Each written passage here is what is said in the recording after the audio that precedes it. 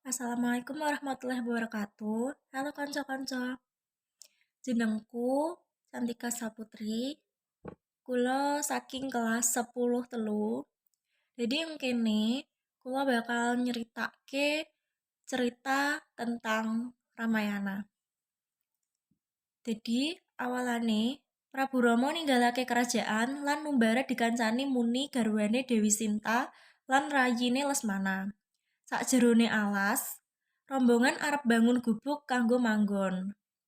Sawijining dina, Dewi Sinta weruh kidang kencana pancen ayu.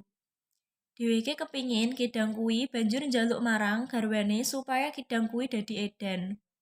Amarga tresnane marang garwane Prabu Rama, banjur nyoba nggawe kidang kuwi.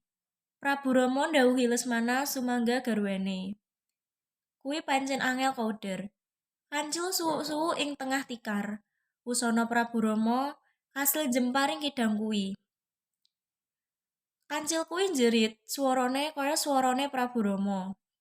Dewi Sinta krungu swara kuwi, banjur ndhawuhi Lesmana kanggo nutupi Prabu Rama. Nanging, sadurunge Lesmana nutupi Rama, dheweke gawe bundaran kang ngabengi omahe kanggo Dewi Sinta. Lesmana ndhawuh yen Dewi Sinta aja metu saka kuwi bundaran. Lesmana banjur nyusul Prabu Rama.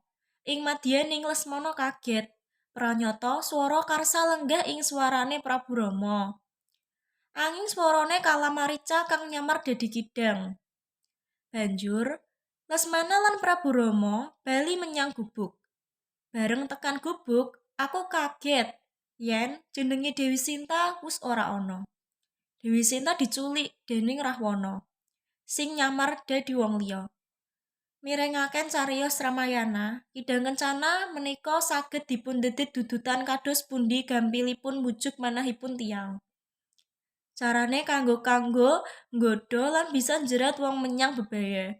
Mung karo kidang kuning emas. Kancil emas sing rasane beda karo kancil biasane bisa ninggalke waspada lan malah goyah imane. Saiki mesti ora ana kidang emas utawa raksasa sing nyulik wong. Matur suwun.